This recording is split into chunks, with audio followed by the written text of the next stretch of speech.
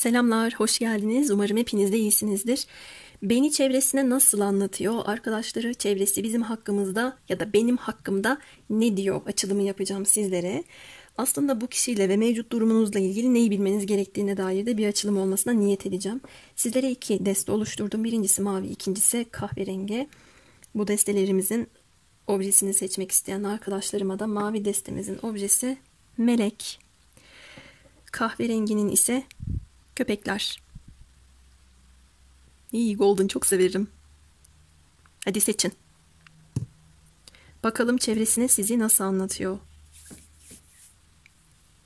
Evet, melekten başlıyorum.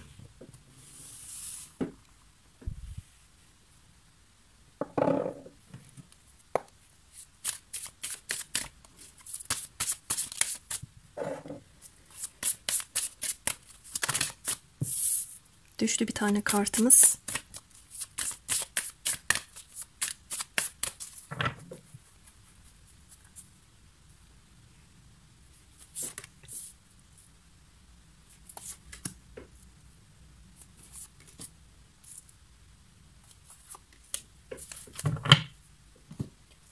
Biraz şöyle yapayım. Tütsü şey yapmış.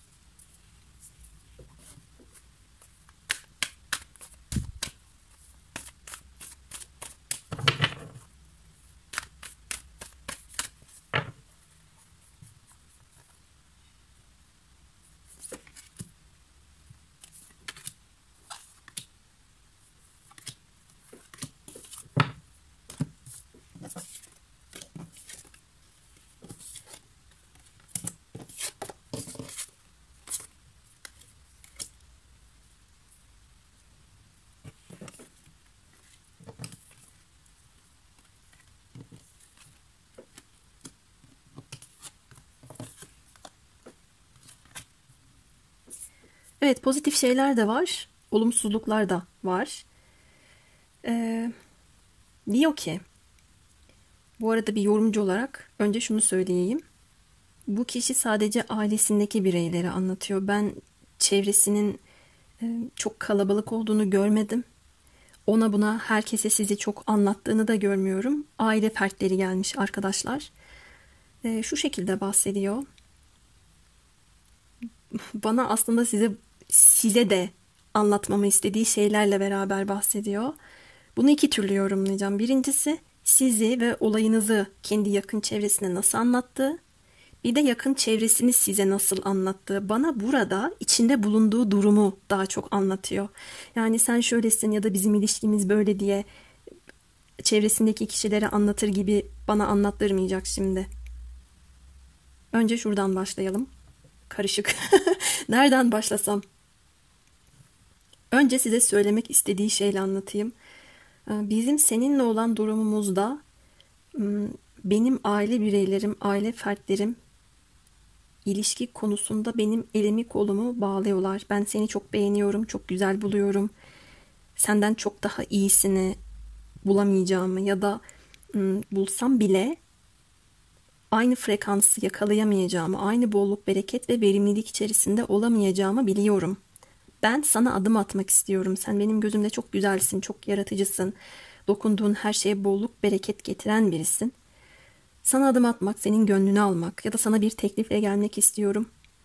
Ama çevredeki arayı bozan insanlar, bunlar belki ailem, belki arkadaşlar, belki de daha farklı kişiler. İkimizin arasındaki olabilecek olumlu durumlara sürekli ket vuruyor. Ben sürekli dışarıdan müdahale alıyorum ve yeni bir sayfa açamayacağımı düşünüyorum. Kararsızlıklar ve korkular içerisinde dengemi kaybetmiş bir şekilde kalıyorum diyor. Aslında seninle ilgili konuşmak istediğim, bizimle ilgili ya da bu durumla alakalı açıklamak istediğim pek fazla şey var. İletişim kurmak istiyorum. Bazı şeyleri dengeye getirmeye çalışırken dengem bu. Arkadaşlar video bölündü. Çok çok çok özür diliyorum. Ben de şaşırdım. Yoruma kaptırmış gidiyorken ekrana bir baktım. Video kaydı durmuş. Ama buradaki enerjiyi bozmamak adına ben şey yapmadım. Bu videonun devamına bunu da ekleyeceğim. Burada en son şey demiştim. Uzlaşmak, anlaşmak istiyor. Dengeyi bulmaya çalışırken dengeyi kaybediyor demiştim. Yaptığım yorumlar arasında şunlar da vardı.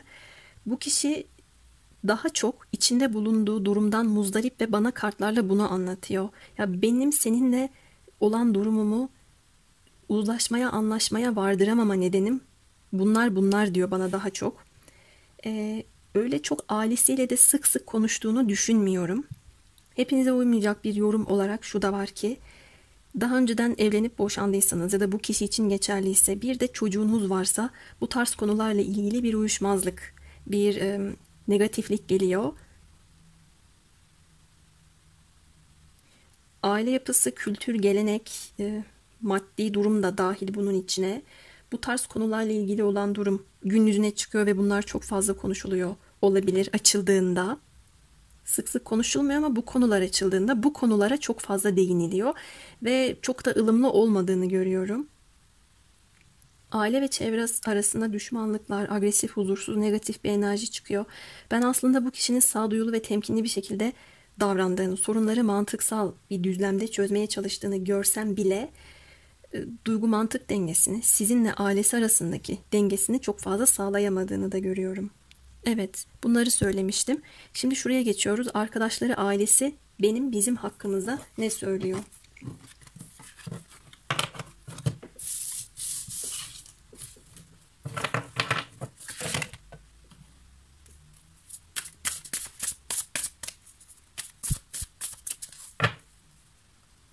Bu kişiye neler söylüyor ailesi? Ve ben sizin partnerinizin, sizinle ilişkisinin bu kişiler yüzünden bozulduğunu görmekteyim. 4 tane yeterli olacaktır. Şu ters döndü.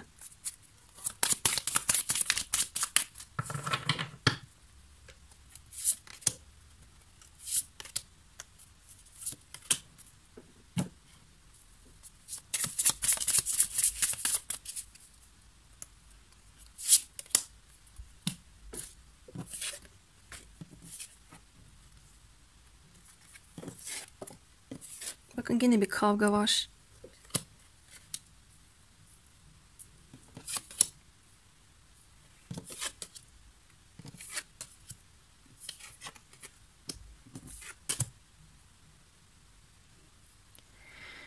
Yani arkadaşlar, kartlarımda iş ortamı, işkolik olma, çok yoğun olma, iş ortamındaki kişiler de geliyor. Aile fertleri de geliyor ama o kadar çok dışarıdan müdahale var ki, yani bu kişiye her bir söylediklerinin ben bu kişiyi karıştırdığını görüyorum duygusal anlamda. Hayatınıza tam anlamıyla yerleşip yerleşmeme konusunda kararsız. Şöyle söylüyor olabilir çevresindeki kişiler. İyi karar ver. Fedakarlık yapabilir misin? Yeni bir yoldan gidebilir misin? Kararlı mısın? Doğru bir seçim mi yaptın? Özveride bulunabileceğin bir kişi, uğruna mücadele edebileceğin bir kişi mi? Ya da kariyerinde ilerlemek mi?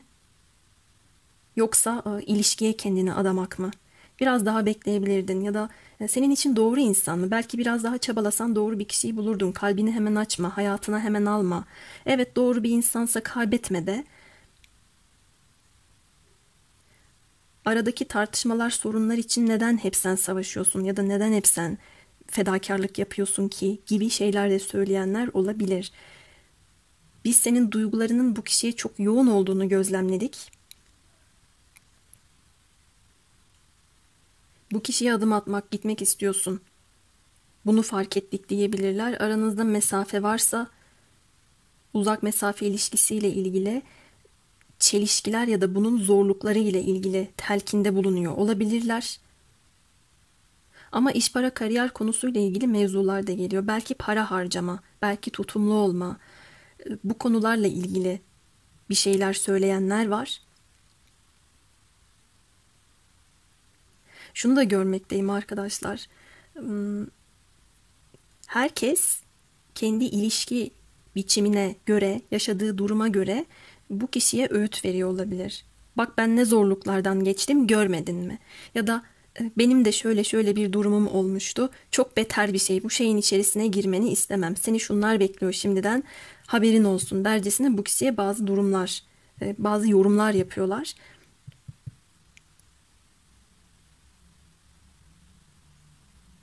Bu kişi daha çok bir eril kişi olarak geliyor.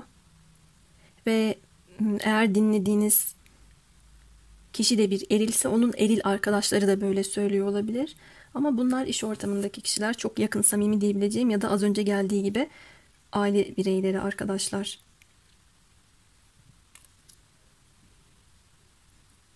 Bu açılımda meleği seçen kişilerin şu enerjisini de görüyorum. İkinci şans durumu. Devam etsek mi, etmesek mi? İstiyor musun, istemiyor musun? Bak, arada şöyle çelişkiler var. Onsuz belki de eksik mutluluk içerisindesin. Ama iyi düşün, taşın. Mücadeleye değer mi? Ya da sana ne gibi kazançları olur? Senden ne gibi götürüleri olur bu durumun? Diye akıl veriyorlar. Ben burada doğrudan art niyeti görmüyorum. Ama çok dışarıdan müdahale görüyorum. Dolayısıyla bu kişi bazen istiyor, bazen bu zorluklardan dolayı kendisini kapatıyor olarak gelmiş. Peki önemli olan bu kişinin ne yapacağı bence. Ne yapacaksın? Sen ne yapacaksın? Sizin neyi bilmeniz lazım? Bu kişi ne yapacak?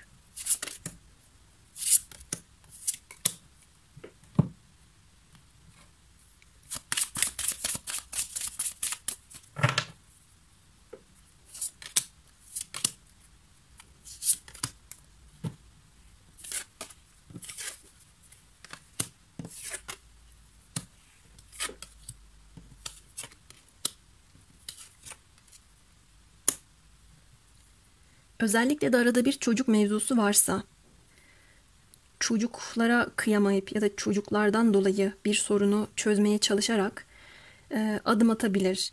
Bence bu kişi sizin değerinizi geç anlayacak bir kişi. İçinde bulunduğu durumdan o kadar çok yakındı ki bana açılımın başında. Şundan o kadar çok muzdaribim diye bana anlattı ki kötürüm kalmış durumda bunalımlara girmiş bu kişi. Aranızdaki durum ne daha kötüye gidiyor ne de olumlu anlamda ileriye gidiyor. Öylece bir yerde kala kalmış. Psikolojilerin çok iyi olduğunu görmedim. Uykusuz geceler geçirme, pişmanlık, suçluluk, gözünde büyüttüğü çok fazla durumlar, uyanıp uyanıp stres yaşaması gibi bir durum görüyorum ama her şeye bir şifa geldi sonunda. Mesela çocuklarla ilgili bir pürüz, bir problem var ise, çocuğunuz var ise, bu yüzden ilişki konusunda ailesi, çevresi sıcak bakmıyorsa bu konularda şifalanma ve bir çözüm gelecek diyor. Böyle bir durum söz konusu değilse ben bu kişinin sizi kaybetmek istemediğini ve size geri dönüş yapacağını görmekteyim. Çünkü siz bu kişiye göre doğru bir insansınız.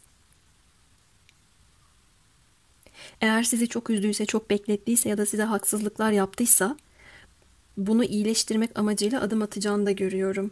İlginç. Hem tarottan hem Lenormand'dan 2 tane Aslan Burcu'nun kartı konumlanmış. Ağustos ayına kadar alabiliriz biz bu yorumu. Ağustos'a kadar şu bahsettiğim durumlarda bir çözüm olacak.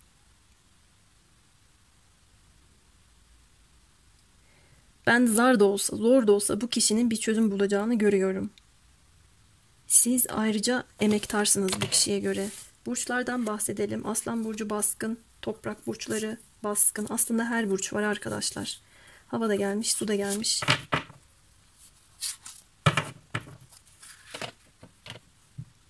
Böyle. Bilmeniz gereken şey bu kişinin sizinle bir şeylere yeniden başlamak istemesi. Ben hiç yaşanmamış bir durum görmedim burada. Yaşanmamış bir durum var da çevresinin etkisi altında kalarak sizle bir şeye başlayamayan biri var diyemiyorum. Mutlaka aranızda bir şeyler olmuş bu kişiyle. Ve enerji bir yerde bir tıkanma yaşamış, bir çatışmalar, kavga dövüş bir şeyler olmuş. Ve bunlara hemen hızlıca bir çözüm bulunamayacak olsa bile zamanla bir çözüm geliyor. Evet, benim melek için söyleyeceklerim bu kadar. Şimdi köpeğe geçiyorum. İkinci destedeyiz. Bakalım sevdiğiniz kişinin duyguları, düşünceleri ne ve bunları çevresine nasıl anlatıyor?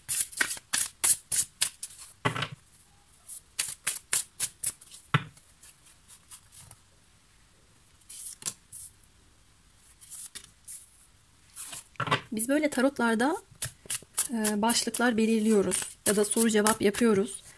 Ama bazen sorduğumuz sorulara cevap vermek yerine daha başka bir şeye cevap veriyor olabiliyor karşımızdaki kişiler. Ya da çok dolaylı cevaplar verdiği oluyor. Birinci destede öyle gelmişti. Bakalım burada nasıl gelecek.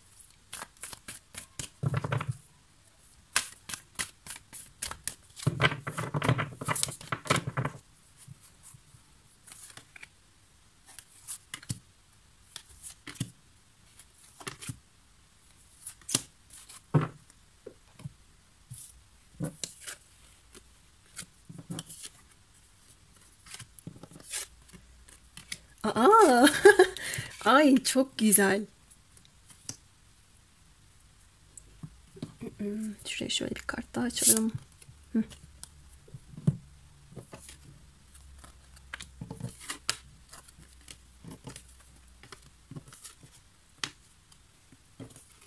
Tabii ufak tefek sıkıntı, sorunlar olsa da güzele bağlanıyor.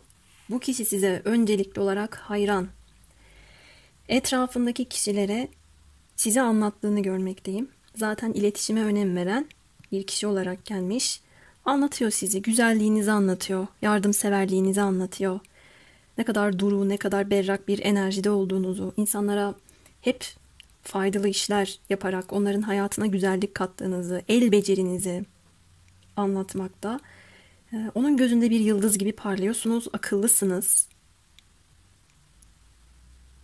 Size hayran olduğunu görüyorum. Özellikle de ortaya çıkardığınız eserler, ürünler, yaptığınız işler konusunda bunları o kadar güzel değerlendirdiği ve çevresindeki insanlarla bunları paylaştığı çıkmış ki. Yalnız şöyle bir durum var. Bu kişi çok mantık odaklı bir birey. Olaylara duygusal açıdan bakmadığını görüyorum ya da duygusal bir düşünce biçimiyle her şeyi ele alıp yorumlamadığını görüyorum. Sizin dünyanıza da uzaktan bakan bir birey olarak gelmiş. Sizle konuşmalarını ya da konuşmalarından çıkardığı mantıklı sonuçları geleceğe döküp ailesiyle paylaşıyor olabilir ya da çevresinde en yakın gördüğü iş arkadaşlarıyla olabilir bu. Yalnız şöyle bir durum var arkadaşlar. Sizin aranızda dengeye gelmesi gereken konuların farkında olarak gelmiş. Bu kişinin şöyle bir durumu çıkıyor. İlk destede olduğu gibi burada da bana şundan bahsetti. Sizi çevresine nasıl anlatıyor kısmında içinde bulunduğu sıkıntıyı da bir o kadar bu açılımla beraber size bana anlattırıyor. Ben sana geleceğim ya da senin olduğun yere adım atacağım ama benim elimi kolumu bağlayan bir takım durumlar var. Ya da bazı şeyleri öngörebiliyorum. Bunlar için bir çözüm bulmaya çalışıyorum. Bunlar benim mantığıma yatmadan eyleme geçmeyeceğim ya da içime sinmeden hareket etmeyeceğim dediği çıkmış. Sizinle bir gelecek kurmak istediğini, bunun için henüz ön koşulların oluşmadığını görüyorum. Bunları anlatıyor ve bir aile kurma isteği var. Zaten bu kişiyle bir aileniz varsa, burada çocuklar da gelmiş, tekrar sizin olduğunuz yere gelmesi, adım atması, bir takım konuları hale yola koyup stratejiler belirleyerek planlı programlı bir şekilde hareket etmek istediğini burada bana söylüyor. Şunu da söylüyor. Ben onu o kadar beklettim ki ya da o beni bekliyor çok sabırlı. Bir yerde benim koşullarıma, şartlarıma bağlı kaldığını biliyorum diyor sizin için. Başkalarına da anlatıyor bunu. Ama sabrı bir yerde taşabilir. Bir yerde içinde fırtınaların koptuğunu da görüyorum. Bizim bir görüşmemiz, konuşmamız lazım. Yaz sonuna kadar. Benim bir eyleme geçmem lazım. Fikirlerimi hayata dökmem, geçirmem lazım diyor arkadaşlar. Mesafe görüyorum ben burada. Sizle ilgili olumsuz bir düşüncesi yok. Daha çok sizin sabırlı enerjinize hayran olduğunu ve bu kişinin şartlarına bağlı kalarak bu kişiyi beklediğinizi etrafındaki kişilere söylüyor. Ve benim mantığım gereğince de bu beklemenin ardından bir güzellik ona sunmalıyım, bir şeyler yapmalıyım diye anlattığını görüyorum. Aileden kaynaklı sıkıntılar, pürüzler varsa benim bir takım konular beni sıkıştırıyor ve elimi kolumu bağlıyor ama ben bunların üstesinden gelebilecek güçteyim dediğini de görüyorum baktığım kadarıyla. Peki durum bu şekildeyken çevresindeki insanlar ona ne söylüyor sizinle ilgili ya da durumunuzla ilgili?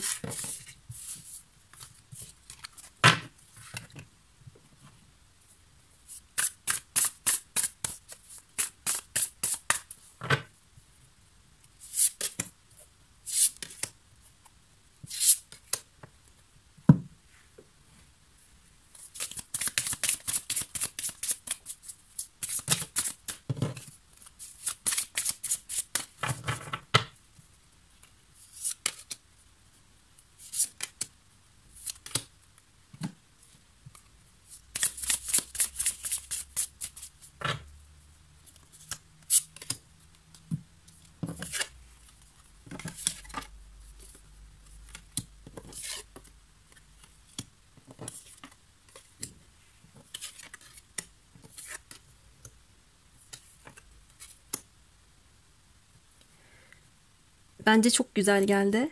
Burada aşk her şeye değer. Yaşanması gereken bir aşk.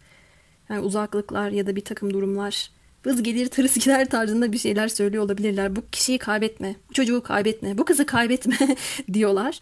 Sizi, sizin duruşunuzu, karakterinizi çok sağlam ve çok güzel bulduklarını görüyorum. Artık nasıl bir tutum sergilediyseniz ben sizi çok karakterli, kişiliği oturmuş, ahlaklı ve dürüst gördüklerini gördüm.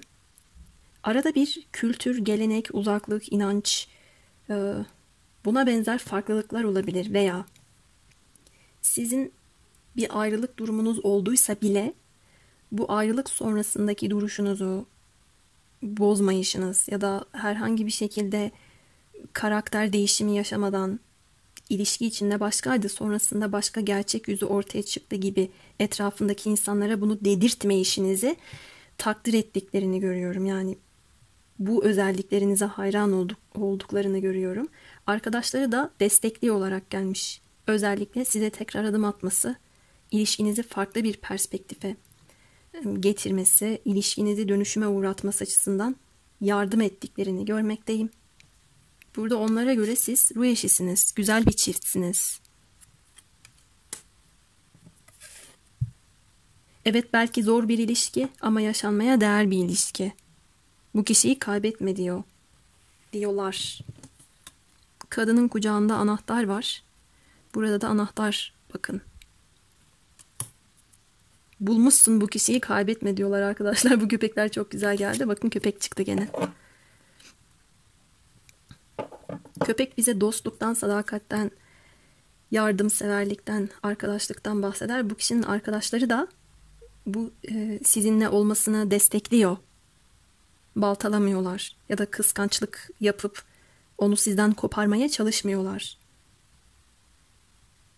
Bir çıkış yolu bulması için arkadaşlarına destek veriyorlar olarak gördüm ben. Yine bir uzaklık teması gelmiş. Bu uzaklık içinde olumlu anlamda bir şeyler söylüyor olabilirler. Burada belki şöyle bir durum var. Siz çok güçlü bir kişi olabilirsiniz. Belki şöyle, o benim ulaşamayacağım kadar yüksekte. Ya da çok güçlü duruyor, çok özgüvenli, çok bağımsız. Kendinden çok emin, duygularına çok hakim olabiliyor dediğini görüyorum. Hatta bir kısmınız açısından da şöyle, eğer bu kişinin törpülenmesi gereken bir takım özellikleri varsa, aşırılıkları varsa, atıyorum egoizmi olabilir, bencilliği olabilir, zaman zaman hayatına kimseyi almak istemeyişi veya sadece kendisi için yaşamayı bayağı bir abartmış bir kişi olabilir. Bu kişinin bu özellikleriyle ilgili olan durumu siz törpüleyebiliyorsunuz. Ona destek çıkabiliyorsunuz. Belki onun dilinden anladığınızı gözlemlemiş arkadaşları. Ben olumlu gördüm. Evet, sizi belki zor da görüyorlar ama hatta şöyle de gördüklerini görüyorum. Yaşanmaya değer olarak çıkmış. Bu kişi siz de olabilirsiniz. Belki kalbinizin kapısını hemen açmadınız bu kişiye ya da açmayacaksınız hayatınızı da.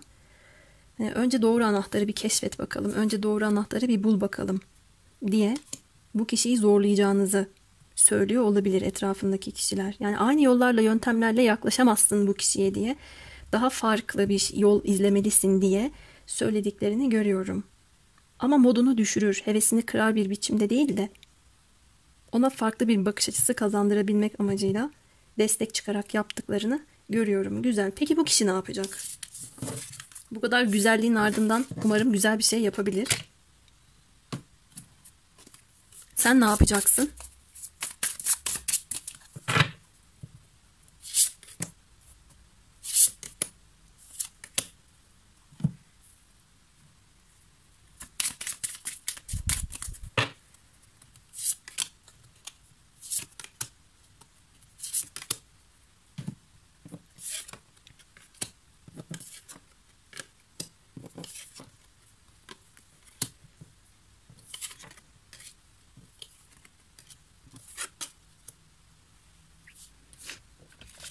Efendim, tebrik ediyorum. Bu kişiye böyle diyesim geldi. Çok ortak kartlar geliyor bakın. Yıldız, yıldızlar. Aranızda her şeyden önce kadersel bir bağlantı olduğunu düşünüyor. Ben size bir teklifle geleceğini görüyorum ve bu teklifle beraber aranızdaki belirsizlik, karışıklık, çözüme kavuşmamış durumlarda ortadan kaybolacak, giderilecek. Sonrasında kademe atlayarak sorumluluklarını artıracağını, tutkusunun artacağını, kendinden daha emin olacağını da görmekteyim. Ben bütün zorluklara varım, ben bu yola baş koydum, sorumluluğu da alırım, fedakarlık da yaparım diyecek bu kişi. Gördüğünüz gibi bütün odunları üstlenmiş, yüklenmiş, sorumlulukları taşıyan bir kişi var burada. Çünkü sizin bu kişi için doğru insan olduğunuzu hem bu kişi hissediyor hem de çevresindeki kişiler tarafından onay almış. Siz onun ilahi aşkısınız ayrıyeten. Sizi evi gibi görüyor. Hatta evlenmek gibi bir niyeti de olabilir. Veya zaten evli olabilirsiniz ama problemler dolayısıyla ayrıldıysanız eve tekrar dönebilir. Sorumluluklarını hatırlayabilir. Sen onun gibi bir kişiyi tekrar bulamazsın dediyse çevresindeki kişiler doğru ya deyip akıllanabilir. Durumunuza göre alın arkadaşlar. Şu karttan çok etkilendim. Sizi çok anlayışlı, bilge bir kişi olarak değerlendiriyor. Ben ona bir adım atsam o bana 3 adım atar. Bana el uzatır, ben biliyorum diyor sizin için. Ve bu yüzden de hayran zaten. Çok güzel. Küsseniz barışacaksınız olarak gördüm ben. Arkadaşları da çevresi de sizin hakkınızda oldukça olumlu şeyler söylüyorlar. Ben bu kişinin çok gayretli bir kişi olacağını görüyorum. Eğer bu zamana kadar olamadıysa bundan sonra olacak arkadaşlar. Çok güzel çıkmış. Bir barışma, umudu tekrar bulma, durumlarınızın şifalanması. Sen benim kalbimin attığı yersin. Sen benim evimsin deyip adımlar atacağını görüyorum. İlk adımı büyük olmayabilir ama sonrası büyük olarak gelmiş. Evet, köpek için de söyleyeceklerim benim bu kadardı. Umarım memnun kaldınız. Sonraki açılımlarda görüşmek dileğiyle farklı videolar yine yüklemeye çalışacağım. Hoşça kalın.